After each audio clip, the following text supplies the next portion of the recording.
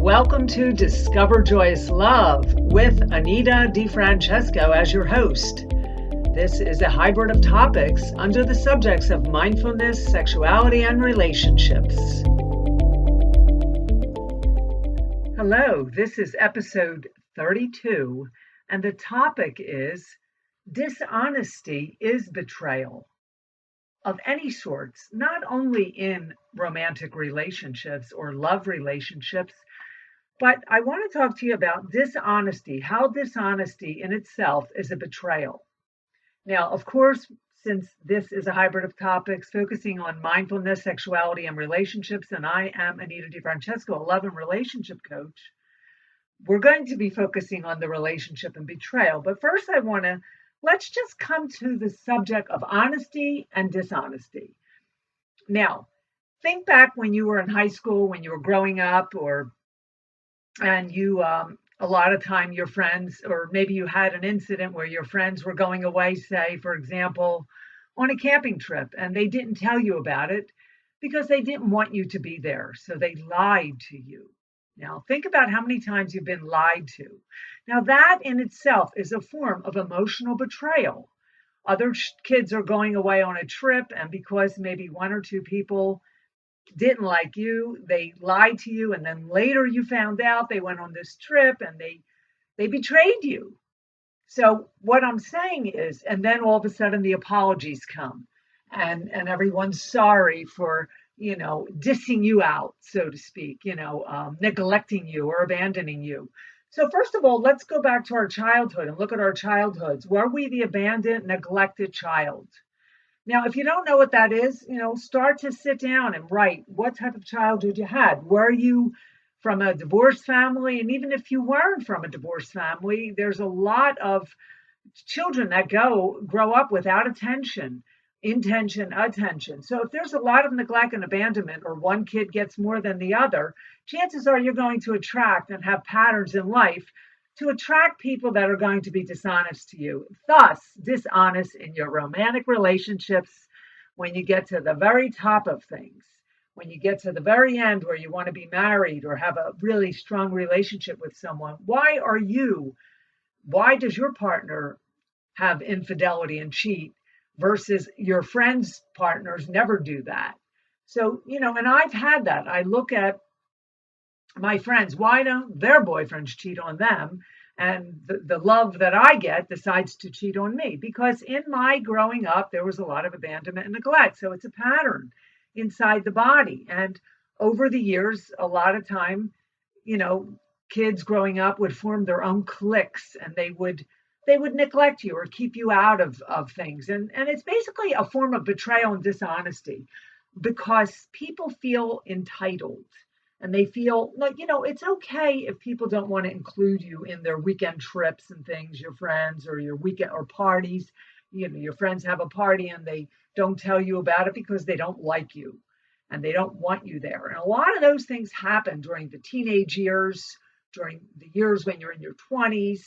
And people are doing this all the time to each other. So they think it's okay to do it when they get in a loving relationship with someone, to cheating, betrayal, infidelity. Okay, so it's all the same, but it really isn't. It's about being honest versus dishonest. So if you go into a relationship with someone, firstly, let's start. You need communication. You need to have, what type of relationship is this? Are we going to go for the long-term marriage? Now, if it's a marriage, that's a whole different thing. But if you're in a relationship and you're dating someone, but yet you get real close and attached and it's sort of like exclusive, and then all of a sudden, it's the love bomb. And then all of a sudden, he or she decides to cheat on you without telling you. Now, here's what I want you to listen for. When a man cheats on a woman, okay, so in a relationship like that, going back to that, if it's like a 9-monther or an 8-monther, you're not really set in this relationship. You have to, again, come back and say, well, what kind of relationship is it? Is it just the affair, or is it over now because the person decided to find someone else without telling you? And then a lot of times that's how relationships end. So they didn't really mean anything. They were just, a nice year of loving someone. But that is not the way to go. The way to go is to walk out of the relationship and end it before starting something with someone else. But if there's true love there, or long-term stuff, or marriage, or you're living together, or there's more solidity, more solid relationship going on, then you have to look at, a lot of people say in the relationships that the needs aren't being met, but the cheater. Let's go back to the person who's the one who walks out and decides to cheat because they're not getting their needs met. Now, first of all, I'm going to tell you what I think a cheater is. I think that a cheater in a relationship where there's a sacred promise. Now, where there's a sacred promise that you guys are together for this long term, and you're exclusive and you're one-on-one. I really think that the people that cheat are weak individuals, and they have a dirty karma. Weak individuals with a dirty karma. And this is my perception on this. I have been in 1,000 relationships, and I have not ever been married, and I have never cheated on any one of my relationships, affairs, 6-month affairs, 4-year relationships, 2-year relationships, 3-month affairs. I never cheated. I always got cheated on because people, again, I go back to desire will always be there. We are only human, and we are not going to walk a straight line. And humanness means to go out and express your love or whatever it is you want to express and be with others. But then again, what happens to the honesty of the human condition? For humanity, love for humanity. What happens to that? And karma and integrity. Basically, it's criminal in a way to do that. If you want to cheat on the person and keep them and have your cake and eat it too, then you need to turn the relationship into an open relationship or talk to your partner. But then again, there's the selfishness, the ego, the narcissism that doesn't want to do that. And they want to have their cake and eat it too. And it's generally the man, okay? But I will say there are a lot of women that way too. But it's generally the man. And why? Because they feel entitled, or they feel they can go out. Infidelity. Well, the worst part of being cheated on is the dishonesty of it. So the dishonesty, and I don't mean after it's all said and done and you had your fun with that babe and she's gone, you never really wanted her, you just wanted the sex for the 6 months. And then you come back and tell your main squeeze, your main beloved, that you cheated.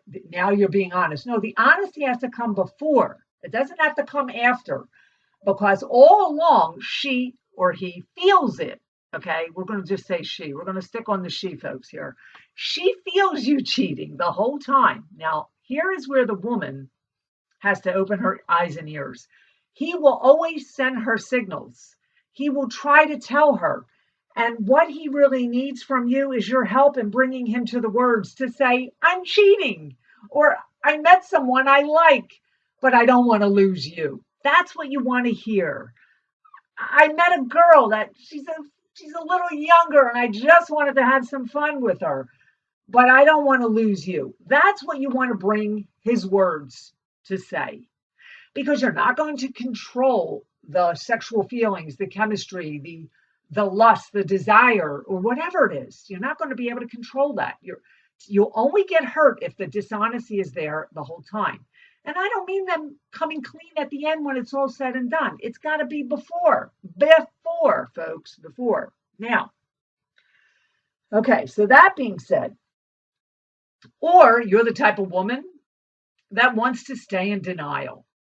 And you don't want to know what he does. He can do anything. I don't want to hear it. I don't want to know it. I don't want to see it. You put the shield on. You're in denial. Now, again, let's go back to the type of relationship that you're in. Is it a marriage with children? Is there money involved? Yada, yada, yada, all these things. You've been together 20 years, or you've been together 20 years too long, or you just had this like 1 year thing, and all of a sudden you think you own each other. Well, no, you're just beginning. So you have to look at all of that. Okay, you must look at all of that and know where to set your emotions when the time comes.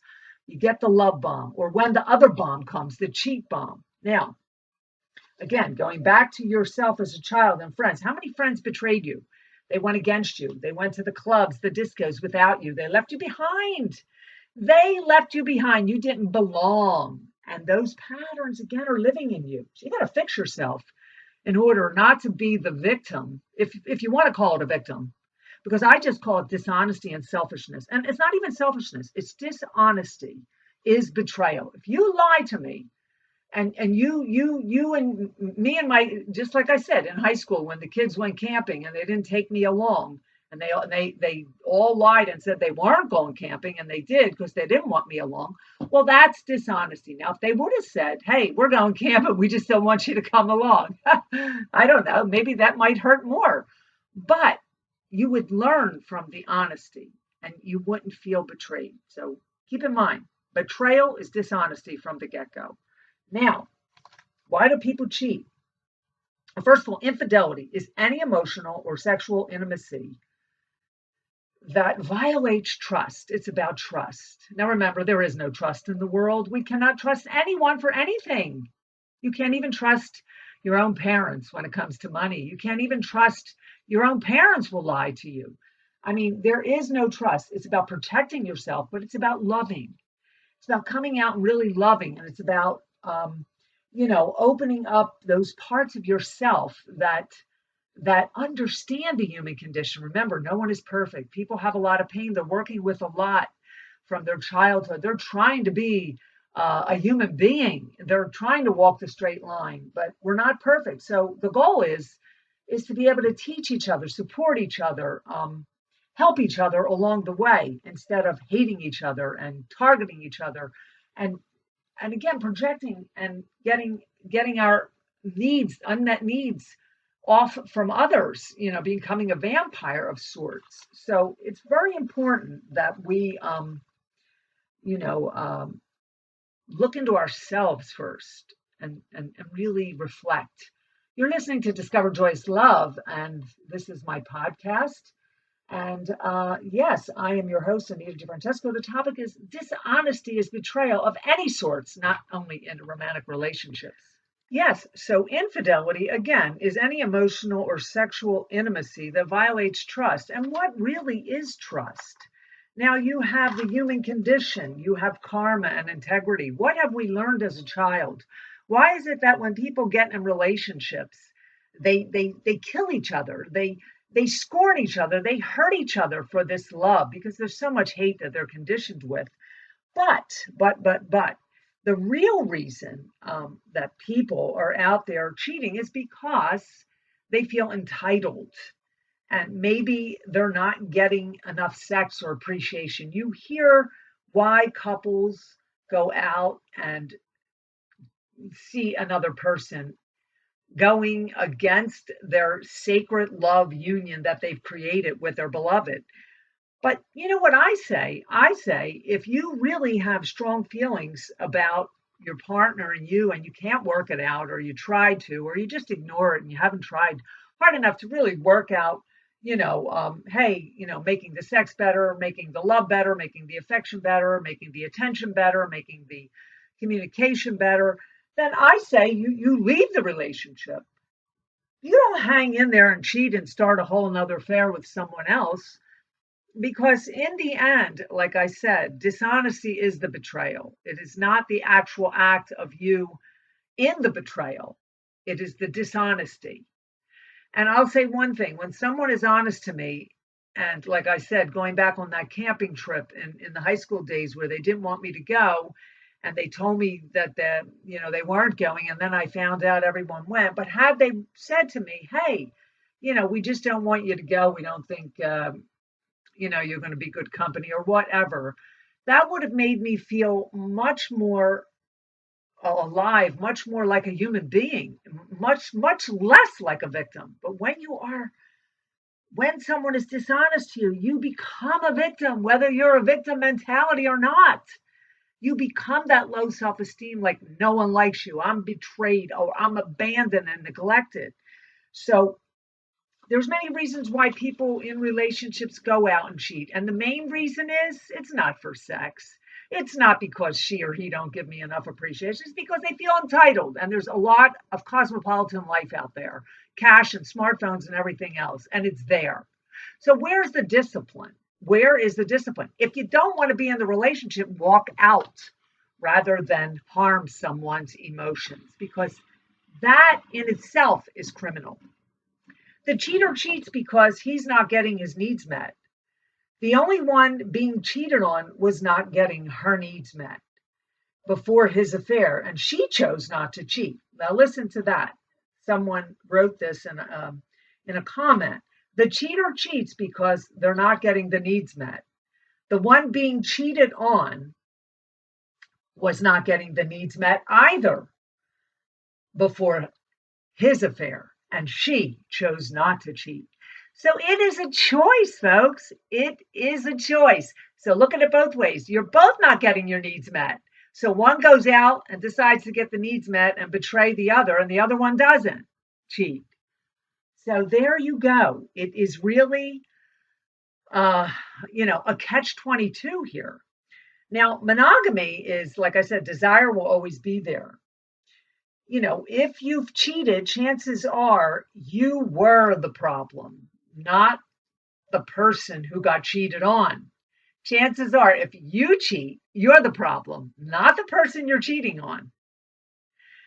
Isn't that interesting? Keeping that in mind.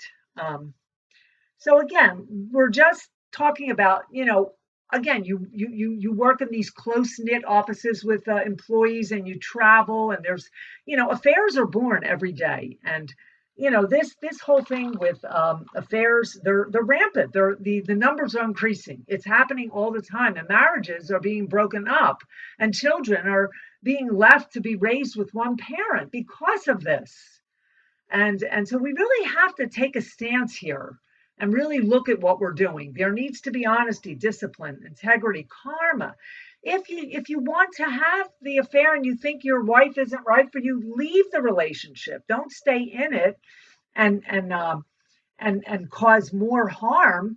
And then you try to beat around the bush and tell them you're doing something, or you come clean when it's all over. No, it's got to be in the beginning. And first of all, you shouldn't even be doing that.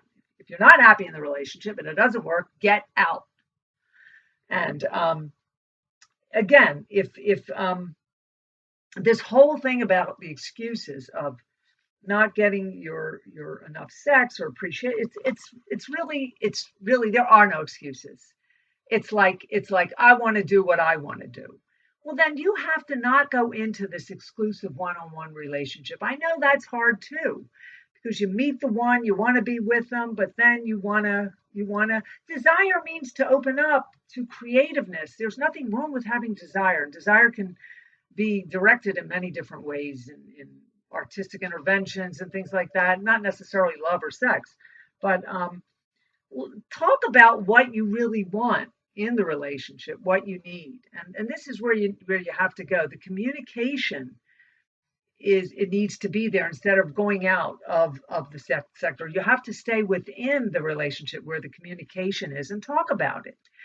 But there has to be an agreement, congruency.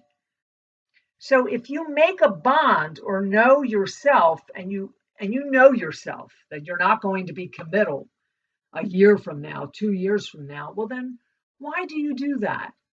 You're harming that other person for selfish needs. Then go back and look at your childhood, and were a lot of your needs not met? Did you not get enough attention? So going back to all of this, it really boils down to sensitivity, honesty, and communication. So do you tell your spouse or beloved that you've had an affair? Some psychologists recommend that it might not be the easiest way to go to tell your partner that you've had an affair. The honesty may not be the best policy, but even after the affair is over, even a year later or months later, you tell them, it still might not be the best thing. You have to weigh out your relationship, who she is, who he is, what they've come from, where you are in your journey, are there children involved, etc., etc. But my theory as a psychotherapist is that honesty is the best advice from the beginning. And you form a different level of a friendship with your mate. Because when you're involved with someone, you're being friends first is always key, but you have this friendship that you let die because you became so overly obsessed in love with one another. What happened to the friendship that you once had or maybe never had? So go back to being friends, like you're two girlfriends or two boyfriends, and you're able to talk. And again, like I say, cheating is not for the reasons that people say they are cheating. They do it because they it goes back to their childhood and they haven't had all of their needs met, or they may have had addictions along the way and they need more love, more food, et cetera, et cetera. So we have to work on ourselves more. But my theory is, if you're the type of person that people are dishonest with in all forms of your life, on the job, or your parents or your children may be dishonest to you, then you're beloved. Your heartfelt person will also fall in that pattern. I want to thank you for listening to Discover Joyous Love. I've been your host, Anita DeFrancesco, episode 32. You can find me at tantrawisdom.com and the DonnaGentileStory.com, a true crime book I wrote, and it is a wonderful story. I'll be at the CrimeCon convention in Las Vegas in April, and you can check me out, folks, on Facebook. Thank you very much.